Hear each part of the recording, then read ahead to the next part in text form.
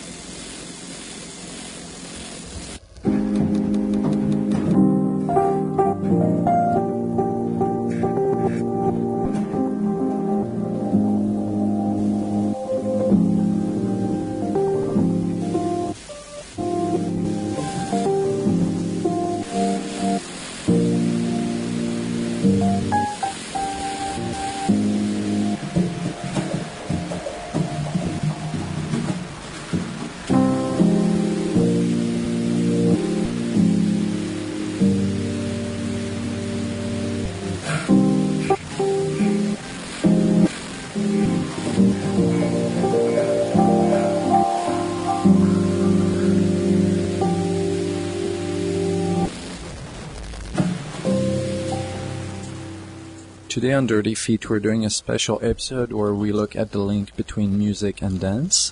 With us are three music composers who have worked in a dance context, either as collaborators or as musicians. And we're just trying to delve into the link between the music composition, dance, how this partnership happens.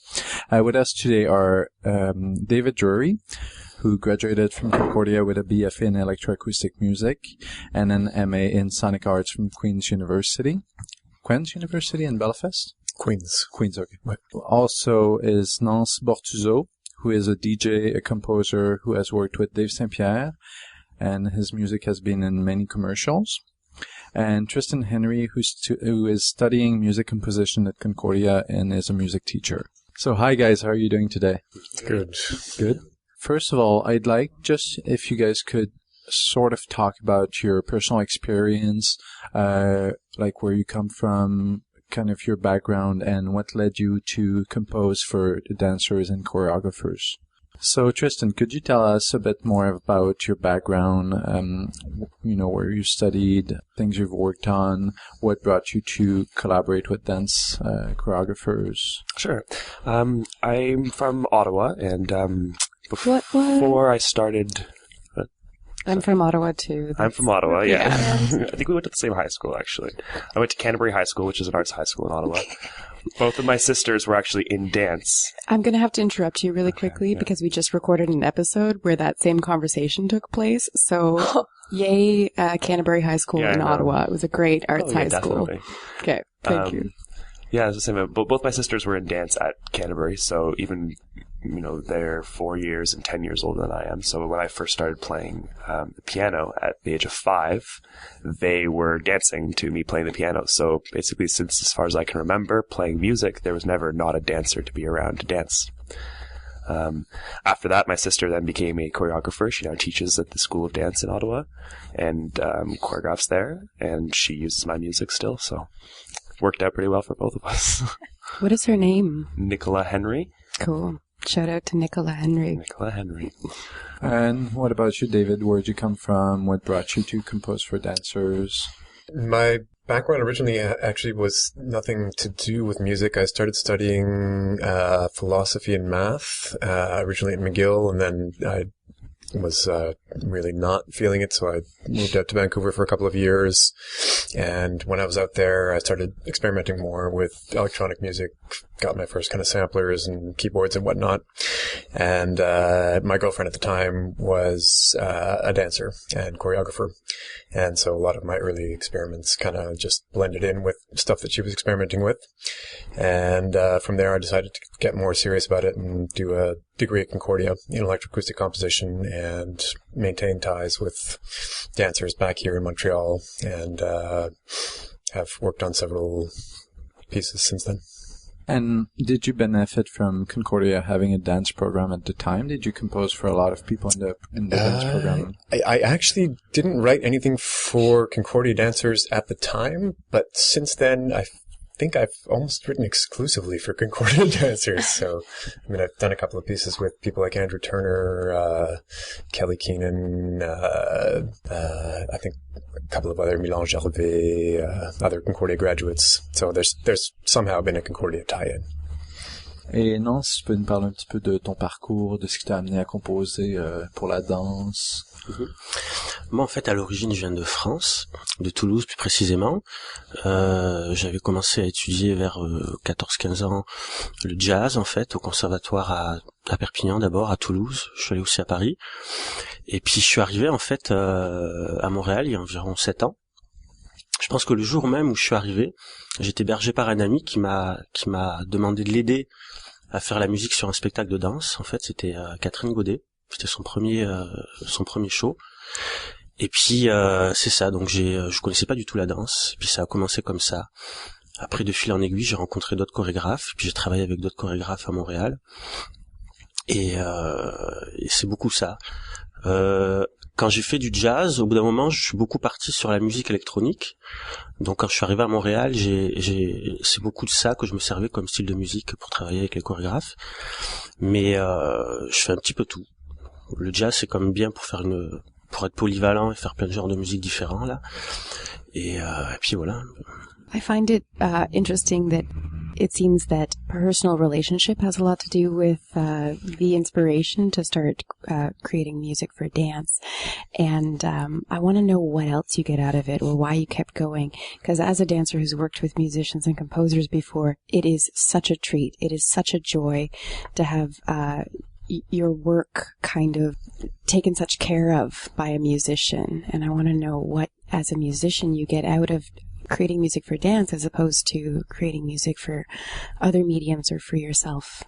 Well, I think the you're right on picking up in the sort of personal relationship thing, because for me, what remains really vital about working with dance is the very human aspect to it, in that you're working with people, you're working with movement, you're working with some very tangible, very basic fundamental things, whereas if I'm scoring a film or writing for a public installation thing, those are great things to do as well, but there's much less of that direct, satisfying human contact and feedback and whatnot. So that's what definitely keeps me kind of returning to dance as a... Is part of it that it's spontaneous, that you can make those changes quickly, as opposed to film where you would have to go back and edit, or? Yeah, I mean, spontaneous, like instantaneous, and yeah, that idea of having reaction there, as opposed to kind of working to a non-living digital image that is not quite as, I don't know, satisfying. Yeah, I think Dave says it really well. I mean, it's for me, music has always inspired movement. Like, I've never, good music always, it doesn't matter if there's a beat, doesn't matter if it's just an ambient tone, in the back of your head. Either way, it inspires some sort of motion.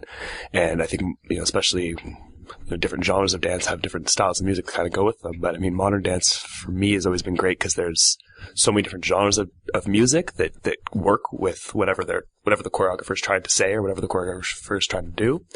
So, the different music that you can give them can inspire them in different directions, which I find really interesting.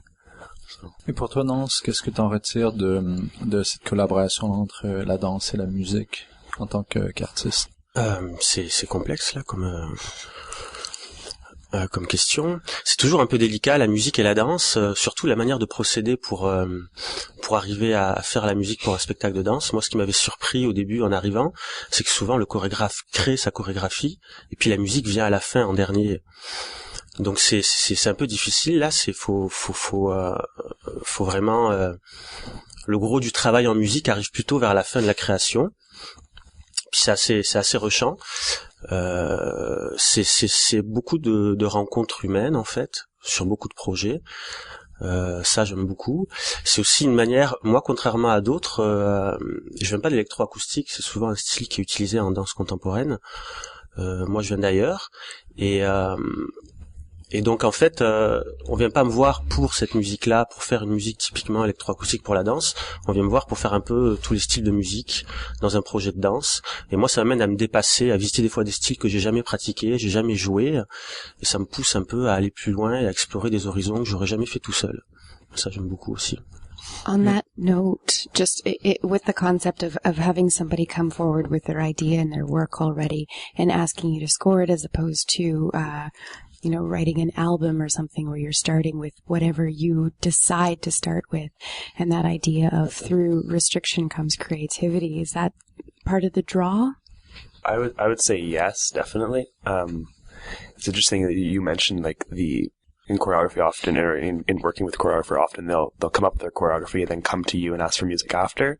Though I have experienced it, I guess, in three ways, where one way it's like that, where they have the choreography and then they ask you, can you score this, basically? And then I've also worked with it where it's, I need music to start my choreography on. And then obviously there's the third option of, I guess, the in-between, where you can, be part of the entire creative process of the choreography. And I know that usually has happened for me when you're playing live with the final product. You want to be there all the way through to see it build and make the decisions you need to make as it goes along. That's an interesting way of working, creating a piece for somebody to create their dance work on. Mm-hmm. I like that. It's much more rare from what I've seen. Yeah. Like I remember at Concordia we had a class with Gaëtan Leboeuf, who's also a music composer for dance, and he was saying that this process where it's in parallel pretty much the whole time is just very rare because of money restraints. I don't know if it's something that for you guys has happened. Donc souvent le processus qui est vraiment parallèle de création où le compositeur et le chorégraphe vont pouvoir bâtir quelque chose du départ jusqu'à la fin. C'est souvent rare d'après ce qu'on m'avait dit parce que pour des raisons financières. Donc souvent c'est le chorégraphe n'a pas assez d'argent pour pouvoir payer un compositeur pour créer de cette façon-là. Donc, pour vous, de quelle façon est-ce que vous le ressentez? Est-ce que c'est quelque chose que vous avez l'occasion de faire souvent ou est-ce que c'est quelque chose qui est plutôt limité? En fait, c'est plutôt rare de travailler du début à la fin comme en étroite collaboration pour que la musique soit vraiment calée avec la danse, ou que la recherche musicale nourrit la danse et la danse nourrit la recherche musicale. Généralement, c'est vraiment à la fin, 90% du temps, c'est à la fin qu'on travaille la musique. Et d'ailleurs, souvent, les chorégraphes ont du mal à faire ça. Ils vont plutôt préférer travailler les mouvements, la recherche chorégraphique, et c'est difficile de partir dans toutes les directions, de penser déjà à l'éclairage en même temps que tu crées de penser aussi à la musique. Donc ils vont plutôt partir vers le mouvement et gérer ces choses-là qui pensent comme plus externes à la fin. Et puis c'est un peu moi j'essaie de m'adapter, donc je viens voir les répétitions, je vois où ils en sont, puis j'essaie de travailler derrière en même temps que le chorégraphe avance. Généralement, au bout d'un moment, il se retourne vers moi, vers la fin du processus, et là, j'ai déjà des idées, j'ai déjà plein de choses, et je propose des affaires. What about for you, David? How's the process? I think it's ideal to have the composer as integrated as possible in the creation process, and I'm always kind of saying that, but the reality is that it is rare, and it's often a money issue. Often they're, a choreographer won't even know if they're going to hire a composer because they're waiting for a grant that's going to let them know if they're going to have money to do that. I think when it is integrated, you achieve another level, with the marriage of the music and the dance. I was in Berlin last year visiting my sister, and I met up with Brendan Doherty, who's been writing for Meg Stewart for the last couple of years, and he's talking about her process where it's totally integrated, and like he's there at every rehearsal and like really, really working intimately with the evolution of the choreography, and you feel it. That said, there are very few choreographers who are sort of placed in the way that Meg Stewart is, but yeah. Especially in Quebec. I feel that people really have this big company where the money is more constantly flowing in is pretty rare. There are a few companies, but well, I guess if you're doing the music pro bono anyway, then it's easy enough to show up at the rehearsal. For me, I just go down a floor, right? So it's the 8th floor is the music, 7th floor is the dance. So I've been able to go to a lot of rehearsals and follow the process pretty tightly sometimes. Not all the time though. And actually, I'd like to discuss a bit the financial question, because it is something that plagues dancers, choreographers, and I would guess also in your field, music, it is probably a bit of a constraint sometimes. Do you feel that sometimes, even though a project might not be paid as much, that the artistic value would be the main interest in it, and you wouldn't really be getting paid your normal salary for something like this, or not at all, like being pro bono, like Tristan was saying? Do you feel that you have time to give for that, or do you feel that because you need to take your work seriously, you need to always be on the same rate forever, on artistic value be damned? It's a tricky question, I think. For me at least, I mean, I make my living writing music and working in sound, so I do have to always maintain a level of professionalism in that, because I'm always going to have the same rent to pay and the same, whatever recurring bills. But that being said, I've definitely taken on many contracts, specifically in dance, that are paid very little, because ideally I can balance that out with other contracts that are paid way too much. I was once told by a composer, I'll do this for you for free, but don't tell anyone that I did it for you for free. Who was it? Well, I can't tell you that. I've said too much already. Yeah, I guess, Dave, like, maybe I'll end up in your situation, because I'm still in school. I have other sources of income, so I really barely ever been paid to write music for dance. So for me, I'm like showing up and putting in the extra little bit is just it's experience for me at this point, and it's still me trying to get myself out there for all the choreographers in Montreal to know that once you do have a grant, once you can hire a composer, come looking, because remember that time I did music for you for free kind of thing. Yeah. So I mean, the financial question is funny because I haven't hit it yet, I guess. So yeah. Is it something that's at the back of your mind already, or not so much? I guess so. I've always kind of had this idea that my music's free, my time isn't. I mean, I also haven't been too pushed for bills, and I have another source of income teaching music, so, but I'm sure eventually I'll have to, buckle down, like you just said, and be like, no, I can't really do it, because, like the time bussing there is going to break my wallet, so. Except for your friends. For your friends, you'll do projects for free. Most likely I will. I'll have probably a hard time saying no to them. So don't worry, JD. I'll still do good music. Good, thank you. I think maybe just one last little thing. Also, there may be a misconception among some choreographers as to how much time goes into creating a score. Like, it's huge. Yeah. I mean, I can only speak for myself, I guess, but like, I put a lot of time into these scores, and like, I recently had a choreographer come to me with a piece, and this is like an established choreographer, like, who's been around for a long time and whatnot, and like, the amount of money he was offering at first, I was just like, are you kidding? Like, that's, if I broke that down by hour, you'd be paying me, $1.50 an hour or something, like it's, so I think there has to be an understanding there that like the creation of a score is like very labor intensive. So it does, our time is not free necessarily, and it takes a lot of it. So. Yeah, because it's true, you can spend about, 12 hours on 30 seconds and just revamping it and changing the subtlest little things that, Et non, c'est pour toi au niveau de la question financière. Ouais, mais c'est sûr que si on veut faire de l'argent là, faire la musique pour la danse, c'est pas la bonne direction à prendre. Pas mal tout ce qui est relié à la danse pour faire de l'argent en général, c'est pas la meilleure voie. C'est pas une bonne idée.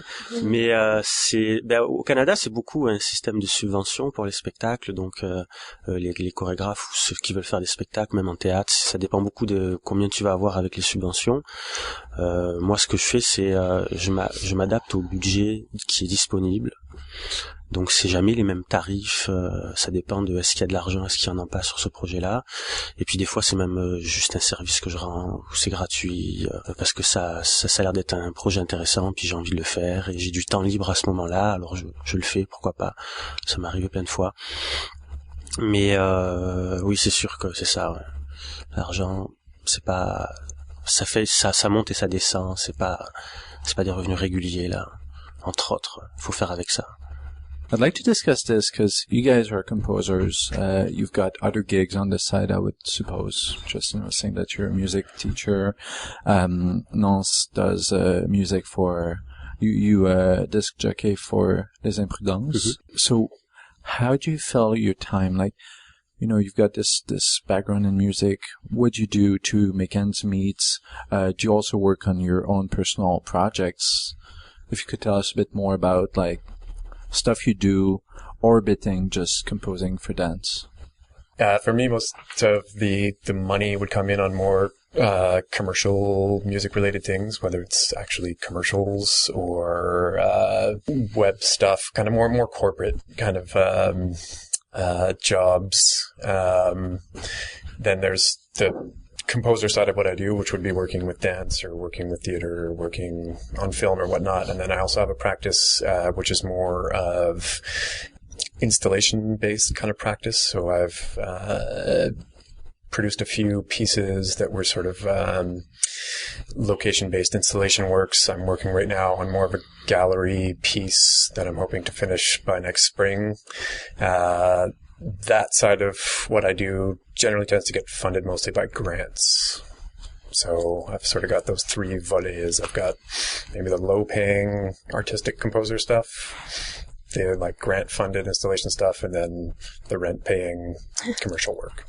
You've been part of, if I'm not mistaken, the visual installations at the Place des Arts, the videos, mm-hmm. Like when people walk in the big corridor, there are always like a bunch of videos presented there. Right. Could you tell us a bit about that? Because it's been a collaboration between artists from many different backgrounds.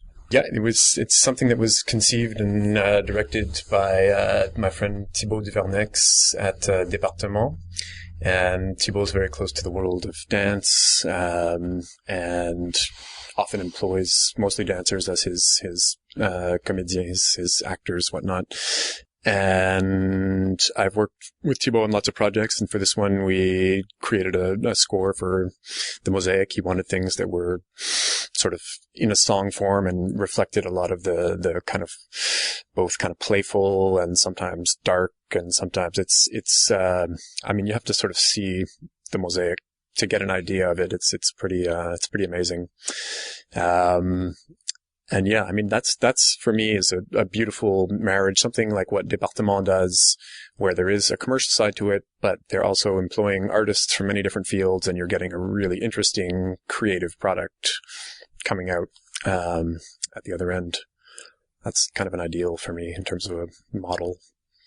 As I'm still in school, spend most of my time at school, still working on classes that I have to take to finish this degree.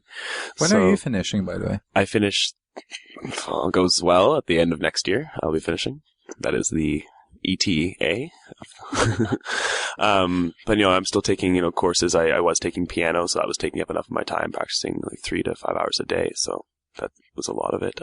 Other than that, as you said, I'm a music teacher. I work at preschools. I teach ages like 18 months to 5 years, so really young kids. We sing Wheels on the Bus and have a lot of fun. And other than that, I'm composing and trying to get my music out there as much as possible. Last year I had the pleasure of having an orchestral piece of mine be read by l'Orchestre Symphonique de Lille.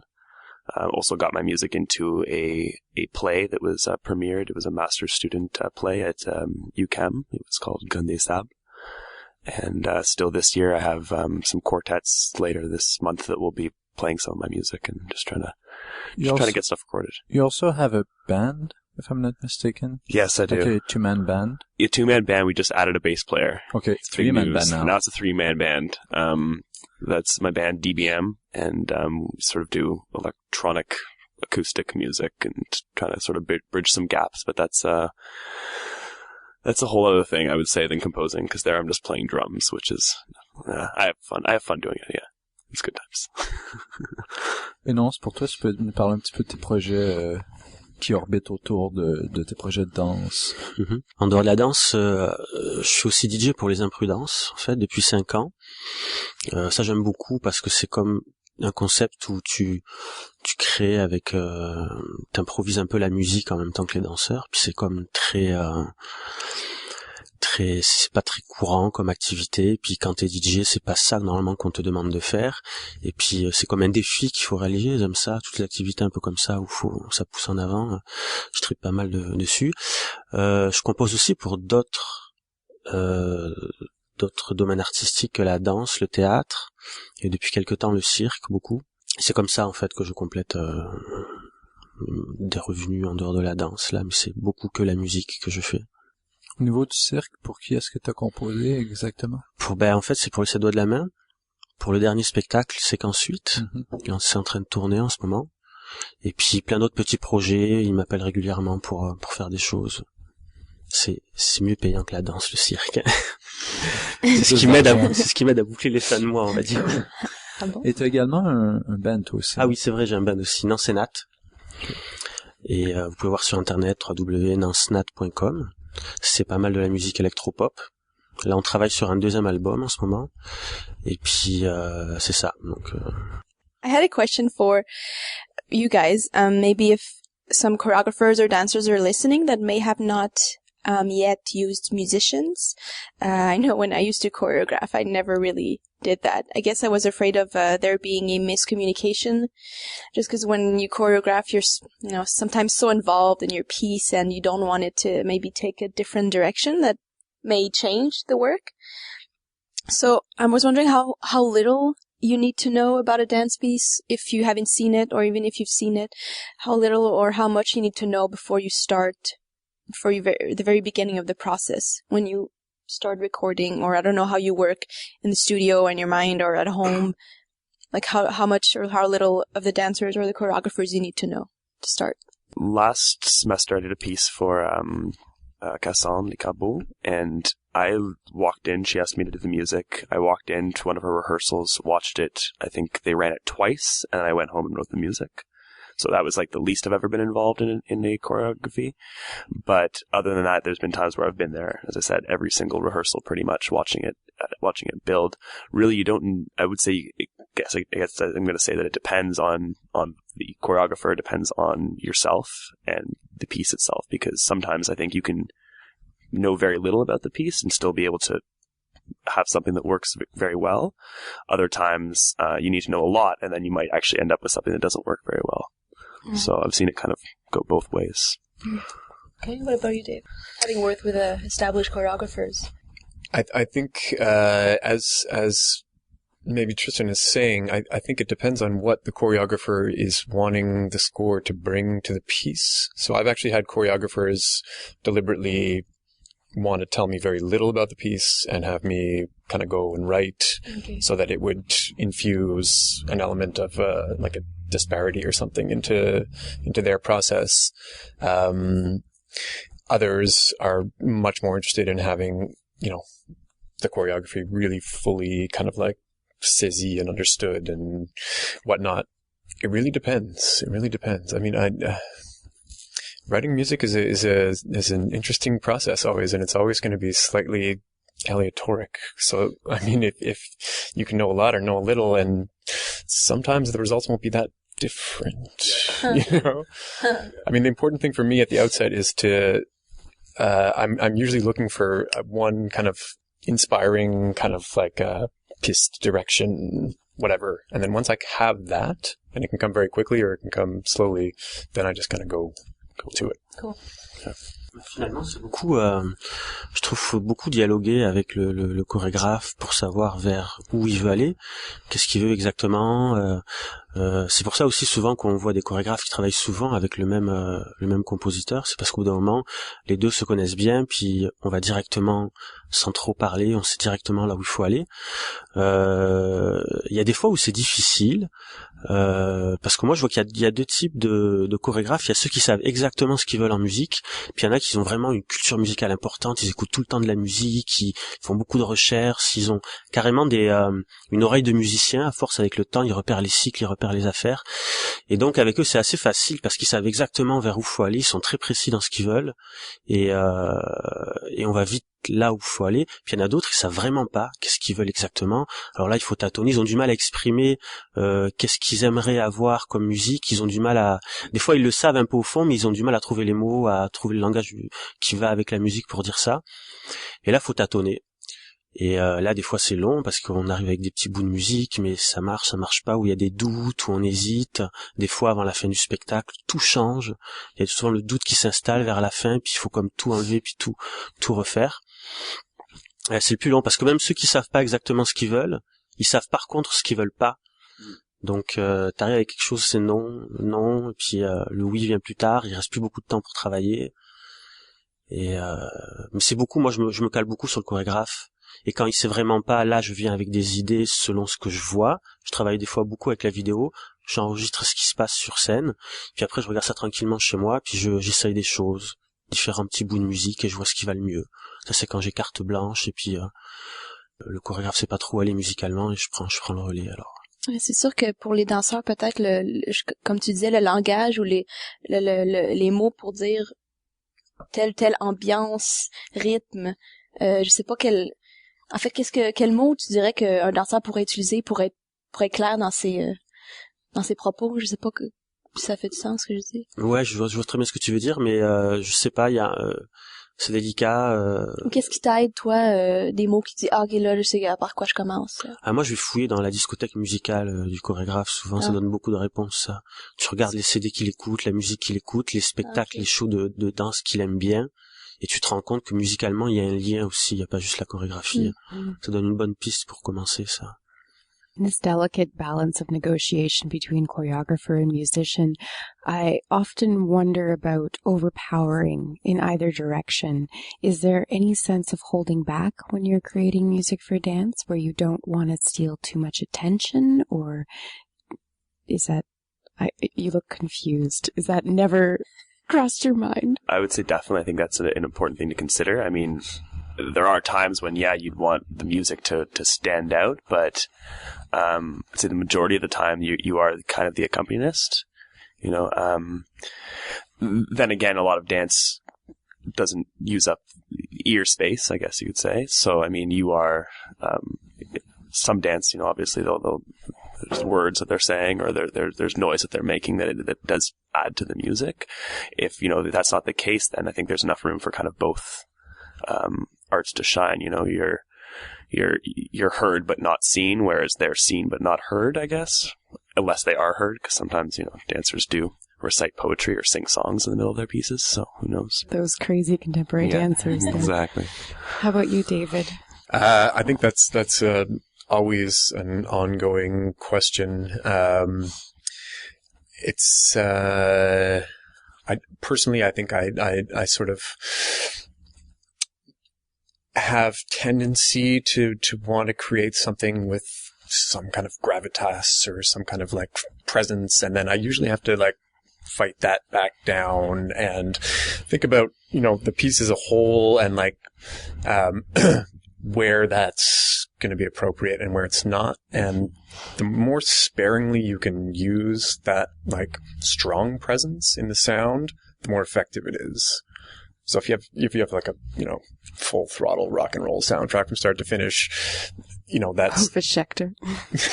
That does its thing, but it doesn't allow you that kind of like modulation, which is what we really feel when we're engaging with dance or with theater.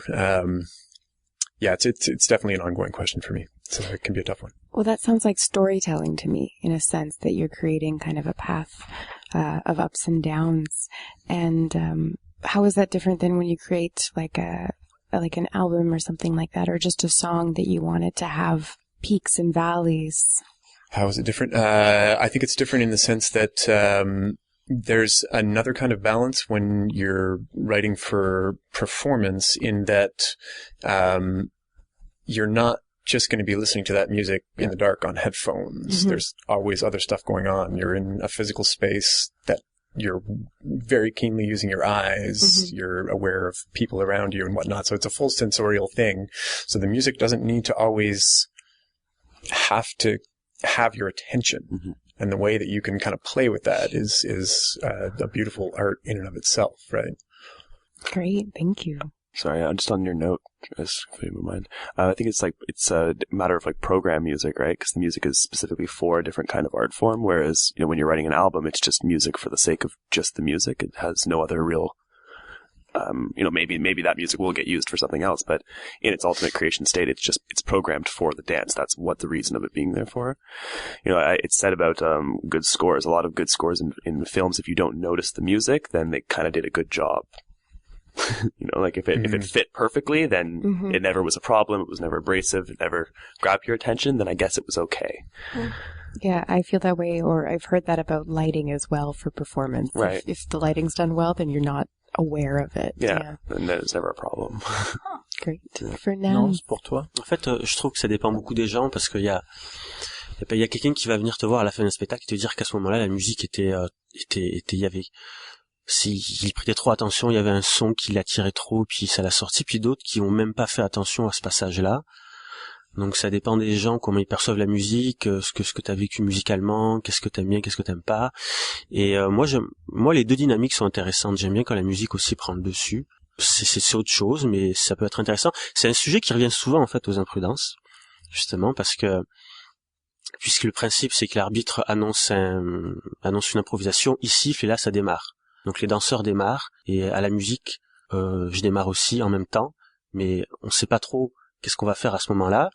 On sait pas parler, donc il y a deux possibilités, où je laisse partir les danseurs d'abord et ensuite j'essaie de trouver de la musique qui va aller avec ce qu'ils font et m'adapter à eux et leur laisser de la place, ou alors direct je pars une musique que j'ai envie avec le style et la dynamique que j'ai envie, et puis eux doivent s'y coller. Et donc ça se voit tout de suite que les danseurs s'adaptent à la musique et c'est la musique qui est prépondérante. Et je l'ai fait souvent, et moi je trouve que les deux sont bien. Alors il y a un débat là-dessus, c'est vrai, souvent aux imprudences, mais moi j'hésite pas des fois à démarrer fort. La musique est importante aussi en danse, alors elle peut prendre le dessus. That's actually bringing me to question the role of musician, composer as performer. And I don't know if you guys have had experience performing on stage along with the dancers, or just like, having your presence physically made on stage during a dance. So not so much a performance, but just being present there, and how you feel about that. Like, is it something that you enjoy? You enjoy being right next to the dancers? You like being on stage? Or would you rather just be in the shadows or at your console or just in a recording form?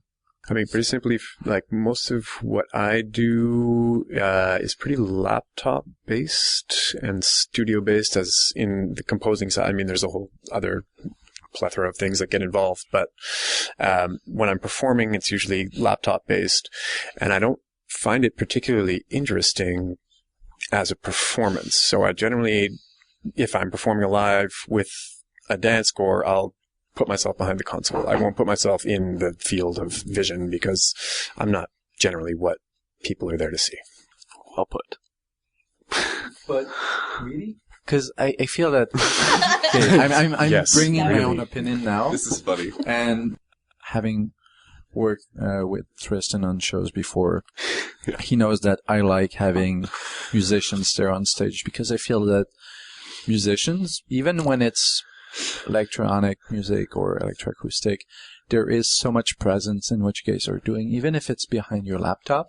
And I feel that having this direct relationship between the person who is creating the music and the movement on stage, and just the way that you guys move when you have an effect on that soundscape, on the music and everything, there is something very rich about that. And personally, this is something that I like to do. And sometimes the squirming of musicians on stage as they're performing can be really interesting too. Did that sound really like just, So basically you want to have us on display. Yeah. That's what it sounds like in a box or something, that. right? Like, Watch us squirm. There is a lot of truth, in my opinion, about musicians who are performing live on stage next to dancers.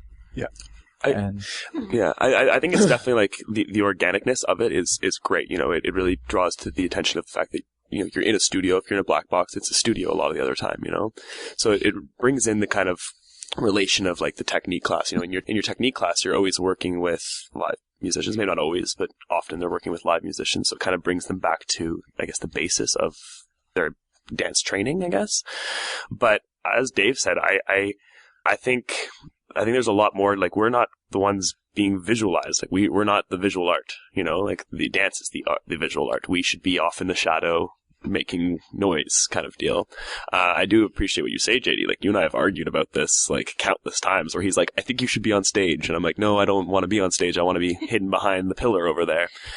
Personally, for me, it's just, you don't need to be, I don't need to be seen, I need to be heard. That's what I do. That's why I want to do it. It's not, like, I'd be happy to be a blank face, in that case. So, I also think there's something kind of magical about sometimes when you hear a band or a musician perform and you can see what they're doing, I think some of the magic can be actually lost, because then you're kind of actually going like, oh, okay, well, I see they have that little sample pad and they hit that and they touched that and they turned that knob and that's how they got that sound. Whereas if you can't see what they're doing, you're kind of like, okay, so either that was a computer that had a pre-recorded cello that he added something to that made it sound like this, or quite literally there's actually a cello back there, and like kind of gives that, I don't know, wonder or magic of like, I wonder how they actually made that noise. So that's why I don't like being seen, because often I'll make noises where it's like, you thought it was one thing, but it was another thing, tricked you kind of, so I find it fun. Yeah. Et non, c'est pour toi la relation entre être un performeur sur scène ou plus être en arrière-scène, en coulisses. Qu'est-ce que tu préfères? Comment t'abordes ça? Performeur, j'ai fait un peu toutes les configurations. J'ai déjà joué sur scène, fait la régisson, je la fais souvent pour des shows. Les shows où j'ai fait la musique, ou des fois d'autres shows où j'ai pas du tout fait la musique. Et puis j'avais fait un show en 2009 avec Norman Marcy où c'était beaucoup des spatialisations de son, plein d'ordinateurs avec... C'était quel spectacle ça exactement? Pluie d'Engin. Okay. C'était au Théâtre La Chapelle. Et j'ai fait aussi une fois performer, jouer, mais aussi être sur scène avec les danseurs. Ça, j'ai pas très aimé l'expérience. Fred Gravel, c'est beaucoup ça, par exemple. Ouais. C'est chaud. C'est quand même pas évident, là, tu te retrouves sur scène à côté de danseurs qui ont du charisme, qui sont bons, qui savent bouger avec leur corps. Toi, là, t'es pas expert là-dedans, là. Je pense que ça se voit. Je suis pas à l'aise là-dessus, en tout cas, ça c'est sûr. Pour performer sur scène avec les interprètes, là. Mais sinon, tout ce qui est musique, j'aime bien toutes les configurations. Là, à partir du moment où ça va dans un domaine que je maîtrise, qui est vraiment dans la musique. Ouais, c'est bon. I'd like to know what you guys listen to. What kind of music you like to hear? What's on your iPod? What's on your réveil matin? What do you dig right now? The question is today. I always notice when you ask a musician, like, what's your favorite band? It's a very unfair question because, like, I don't know, I'm ever changing. So it's what's your favorite band like this week is a more what's agreeable. Going on now? Yeah, what's going on now? Okay. It's a more agreeable question, I would say.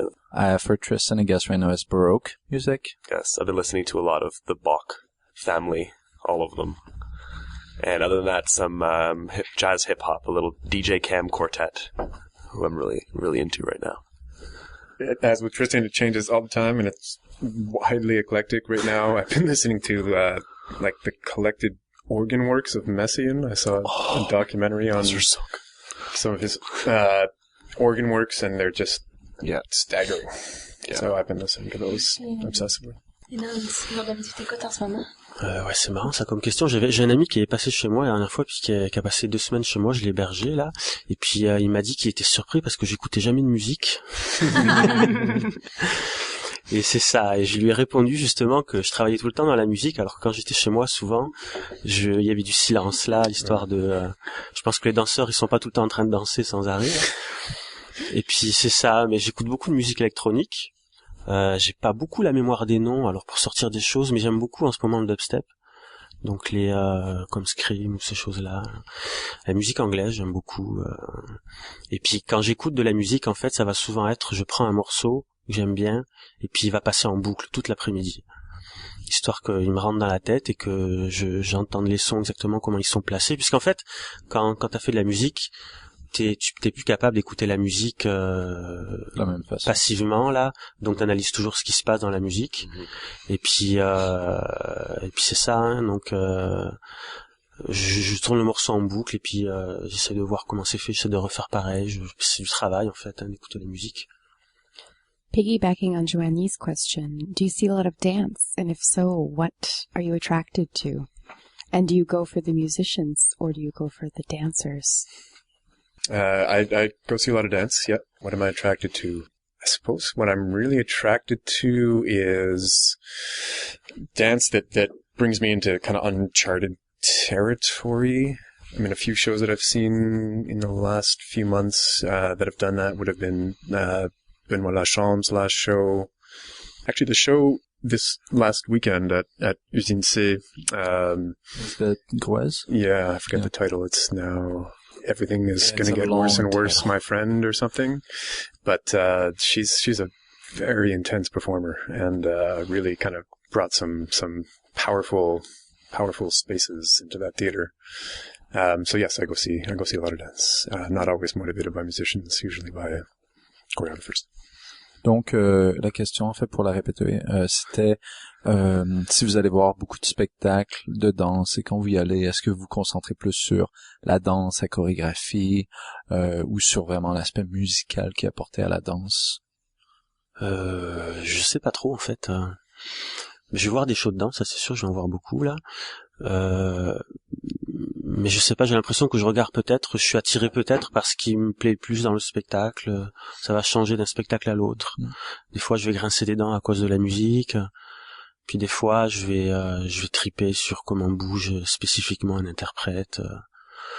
Qu'est-ce que tu as vu récemment, si tu te souviens, des chorégraphes que tu as vus ou des spectacles que tu as bien aimés? Moi, le dernier que j'ai bien aimé, c'était Je suis un autre de Catherine Godet. Ah, okay. Et puis, j'aime bien, en fait, par exemple, dans ce spectacle-là, ce qui est bien, c'est que ça prend aux tripes, il y a beaucoup d'émotions, et puis c'est pas évident de faire passer de l'émotion avec la danse, parce que ça parle pas à tout le monde, la danse contemporaine surtout, et c'est un spectacle qui avait l'air de prendre aux tripes un peu tout le monde, même les gens qui s'y connaissent pas en danse, et ça c'est bien, je trouve ça cool. I always think that I don't watch enough dance. At least I feel like I don't go to enough dance shows. But honestly, I actually think I go to probably about double the amount of dance shows as I go to see music performed live. Monthly, there's the Studio 7 at Concordia. I'm not sure how much that counts as a professional dance show, but that's always a blast. So I'm always there. I haven't missed a Studio 7 in 2 years now. Who produces that? Oh, I don't know. JD here produces that. JD Papillon and Pascal Jensen. Other than that, I mean, there's always the Concordia dance shows that I've usually had something to do with. My music's usually in there somewhere, so I'm often going to those. Often my friends' pieces, I go to see them too. Whenever I'm back in Ottawa, my sister has performances at, they don't call it Place des Arts, they call it Arts Court in Ottawa. At Arts Court, there's often performances that my sister's involved with that I go see. Other than that, I'm a sucker for ballet, so probably about once a month I find myself watching Swan Lake. So that's just how that is. Actually, I'm going to ask you a question about your comfort level with affecting the choreography, I guess. Like, how comfortable do you feel giving your opinion on the choreography as you're working with a choreographer? Do you ever feel like it's just not your place to give your opinion about the movement? Or do you feel that sometimes you say, you know what, like at this point, this might be a bit, overdone, or you should do this differently? Having worked with quite a few choreographers, each of you, like how do you approach that? I would say, first of all, it depends on who, once you get to know a person in general, you'll kind of know how they react to criticism anyway. So, I guess also a mood can come into it, because you don't want to, if it's a stressful rehearsal, you don't want to be like, I think you should do a split Russian there or something. And they're just like, what are you even saying? You're the composer. Go sit in the corner with your drum and bang it. Like, just don't talk to us. We're moving over here. You just go and be sound over there. So I think it's a good question, but I've often not felt comfortable enough to actually like really give a strong opinion. I mean, lightly a suggestion or a little like, hey, that was cool. You should do that twice, not once, But I've never tried to step in too much, because it's I don't see it as my place. Yeah, this came up actually in this talk I was giving last week to class at Concordia, first and second years, I guess. How it's interesting that it's sort of an accepted kind of norm that the choreographer will totally give pointers and critiques on, minute elements of the music, but you'll rarely have the composer step up and like critique, a minute element of the movement. And I think that's kind of with good reason. I mean, I'm not a choreographer. I'm not trained in movement. I will give feedback and criticism more on like a dramaturgical scale. So in terms of like what kind of mood we're building up, how long it takes to get there, what effect is being created here in the totality of music, lighting, movement, and whatnot. But in terms of criticizing elements of choreography, I rarely do that. I still think that your opinion would matter as an outside eye, I guess, somehow. Any comment is good, I think. Et Nans, pour toi, cette relation-là entre le compositeur et le chorégraphe, comment est-ce que tu la ressens? Est-ce que tu trouves que des fois tu as la liberté de donner ton opinion sur le spectacle qui produit et pas seulement sur la musique? Sur la chorégraphie, moi généralement je donne pas mon opinion, je laisse le chorégraphe faire comme il l'entend. Et puis il y a suffisamment de doutes déjà dans la création d'un spectacle. Je pense que si c'est pas explicitement demandé au début et que tu viens régulièrement donner, ça crée du doute encore plus supplémentaire. Et puis c'est une histoire de goût souvent. Si tu vas donner ton opinion, c'est souvent sur des trucs que toi tu voudrais que ce soit peut-être différent ou que ce soit mieux, puis on le pense tout le long, c'est sûr, mais en même temps c'est une histoire de goût, parce que il y en a d'autres qui vont penser le contraire, et puis le chorégraphe lui il trouve ça bien. Mais il y a des spectacles sur lesquels c'est clair dès le début, c'est comme plus une création collective, et bon, c'est sûr, il y a un chorégraphe, c'est lui qui fait le spectacle, mais il veut bien que tout le monde donne son opinion, puis là ouais, je le fais généralement. So I'm just going to ask a quick question about copyrights. So when you compose music for a choreographer, do you retain any of the rights on that score, on that music? Could you sell it as an album if you wanted? Could you pass it on to a different choreographer if they asked you? How does that work? For me, because of sort of what we talked about before, I generally retain all the rights to any music I'm using in a choreography, unless they want to somehow give me a lot of money and buy the rights to it. I'm working for very little generally, so I would at the very least maintain the rights to the music to use again. I would never think of using it with another choreographer. But I've thought about releasing different elements that I've done just independently as work. Yeah. Would that be work that could be used for like other choreographers? Because maybe somebody hasn't seen a piece that you've worked on the music for, and they would actually want to use it somehow. Well, then they would approach me, and I would say, well, no, actually, this has been used. Yeah, fair enough. By another choreographer. Right. Yeah. If, maybe like Nike approached me and said, this is a message to Nike out there. David Drury, look him up. He's waiting for your call. Yeah. Thank you, JD. I don't know what to say about this, because this is a very interesting question. I've never actually had the situation where someone's wanted to use something that's already been used. I mean, I guess it's come up where they've been like, I've given someone a list of demos, and they've been like, I really liked this one. And then I went, oh no, sorry. That was already used in a choreography last term or whatever. The problem, or the reason that I didn't really, I guess, allow them to use it again is because it was the same school, same department, and it was like, do you really want to just use the same, like, here you have a composer, you're looking for original music, why use something that's not original at this point? Even though it's original and I did it, it's still been done, you know, so like, let's do something new. Other than that, on the copyright grounds, I think music should be out there, and I think it should be free. I mean, to each his own. Personally, I feel I write music most importantly for it to be heard. So whatever that entails, if it can be heard, then good on it. And I think there's a certain amount of what I write that once it's finished and once it's been performed and public has seen it, then I don't really own it anymore. I kind of think public owns it at that point. So. Ça dépend un peu des contrats. Dans le meilleur des mondes, c'est sûr qu'on devrait normalement toucher une rémunération à chaque fois que le spectacle est diffusé. C'est un pourcentage sur le nombre de places qu'il y a dans la salle, le prix que le public paie l'entrée, tout ça. Mais ça arrive uniquement sur les gros spectacles. Mais en danse, souvent, faut juste laisser tomber ça de côté. Puis c'est un peu le même sujet que sur combien on est rémunéré, qu'on parlait tout à l'heure en fait. C'est normalement il faudrait payer le compositeur, mais en danse on le fait quasiment jamais. Moi je poursuis cet angle souvent avec les chorégraphes, même les indépendants, parce que souvent s'ils peuvent pas vraiment te payer au début d'un projet, c'est une autre manière de dire ok, si le projet a du succès, mais c'est pas énorme, c'est peut-être une $50 par représentation, un pourcentage de leur cachet en gros.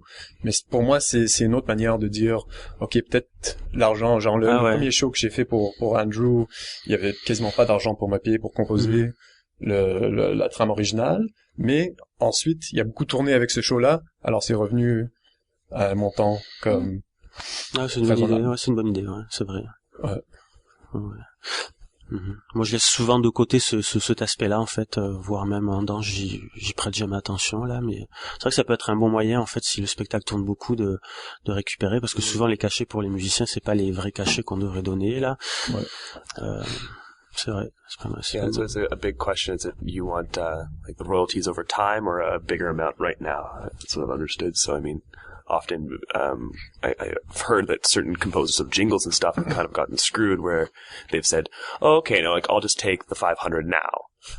And then Subway's been using the same jingle for I don't know how many years, and that composer may have, you know, not gotten his money worth because they bought him out soon kind of thing. He didn't realize it was going to be a huge success. So there's a question there. There's a bit of a gamble there. Yeah, definitely. Except for in dance, sometimes it's like, do you want no money now or maybe some money in the future? Yeah. Definitely take maybe. Thank you so much for coming on the show, talking to us about the link between music and dance. It was really interesting. Before we go, if you guys could talk about either like long-term projects you have, or if you have bands, just remind us of what you're taking care of right now, and also websites where we can find your sound. Moi, il y a mon band que j'ai appris dans Sénat. Vous pouvez aller écouter sur www.nansat.com. Je vais travailler cette année sur un spectacle au TNM, en fait. Je pense pas que je peux trop en parler parce que je sais pas encore ce qu'il faut que je dise ou pas. C'est vrai, c'est juste en création, c'est du théâtre. Et sinon, je travaille sur un show que je vais faire moi de danse. Qui s'appelle? Il y a pas encore de nom, c'est vraiment au tout début du processus de création, ça va être dans 2 ans. Alors je peux pas non plus dire beaucoup de choses parce que c'est un début, ça va être beaucoup de technologie et danse mélangée, multidisciplinaire. Sur ton site, sur nansbortuzzo.com, il y a beaucoup d'informations sur l'ombre portée. Ah oui. Ça c'est quoi exactement? C'est ça en fait. C'est celui-là, ok. C'est ça. Et donc ça va être présenté, est-ce que tu sais déjà où ça va être présenté? Oui, je sais, mais c'est vraiment le début. Là, j'en parlerai plus longuement peut-être une autre fois. Mais ouais, il y a des infos sur cet endroit-là. Là, c'est vraiment un tout début. Et c'est juste parce que j'avais envie, avec le temps, quand on fait des spectacles, quand on fait la musique pour les autres, à un moment donné, on a envie, parce que avec le temps, ça revient un peu à la question qu'on parlait tout à l'heure, ou qu'est-ce qu'on a envie de donner notre avis sur la chorégraphie pendant que les chorégraphes sont en train de créer. Ben avec le temps, au bout de plein d'années, on travaille sur beaucoup de shows, on développe un regard quand même et on développe une critique. Et puis des fois, ça m'arrive de travailler dans des shows puis de me dire ah non, moi j'aurais pas fait ça comme ça, ou alors mais là il va dans la mauvaise direction, il faudrait revenir en arrière. Et puis je me dis, au bout d'un moment, tu dis ben moi aussi j'ai envie de créer pour voir qu'est-ce que je peux faire avec tout ce que j'ai appris, parce que ça équivaut au bout de 7 ans, 8 ans, ça équivaut presque à une formation universitaire, parce que t'as fait comme un stage intensif de danse avec des chorégraphes pendant des années, et puis t'as développé quand même des aptitudes pour faire certaines choses là qui sortent de la musique. Donc l'ombre reportée, c'est ton projet que tu as commencé et sur lequel tu collabores avec plusieurs collaborateurs. Oui, c'est ça. Mais ça peut encore changer, ça peut encore évoluer. C'est vraiment juste. Et ça va être un spectacle de scène ou un spectacle de scène. De scène. Okay. Donc on peut regarder nansbortuzzo.com pour plus d'informations et voir où ça va être présenté dans le futur. Okay. I have a band going on. We just put out an album in November, I do believe is when the album came out. We're just added another member, so you can check us out online. The website is www.d-b-m.bandcamp.com. Other than that, I last year wrote a short ballet that I've been trying to find a choreographer to choreograph for. I had one for a while and then she was busy and it didn't happen. So the word is out. If anyone knows any good ballet choreographers, send them my way. That hopefully will be, I don't know, done this summer. I mean, really, who knows? I have the musicians. I just don't have a choreographer. So find me a choreographer. I'm working on a couple of projects right now. One of the main ones is, as I mentioned earlier, an installation piece that I'm hoping to present late spring, early summer. I'm in negotiation with a couple of places right now as for a location. Any info can be, my website is dubline.com, dubline.com. So info can be found there. Other than that, dance-wise, working sort of long-term on a new show with Andrew that won't probably see the light of day until 2014 sometime. And, other projects are always popping up as we go along. Great. Thank you all so much for coming in today. Thank you so much, guys. Thank you. Merci.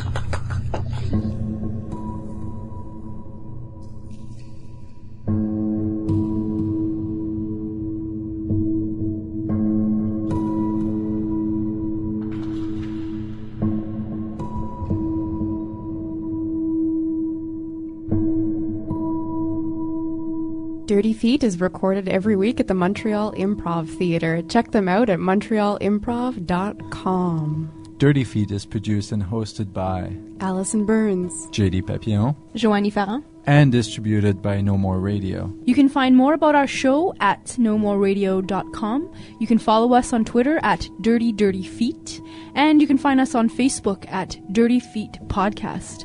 Tune in next week for a whole new show.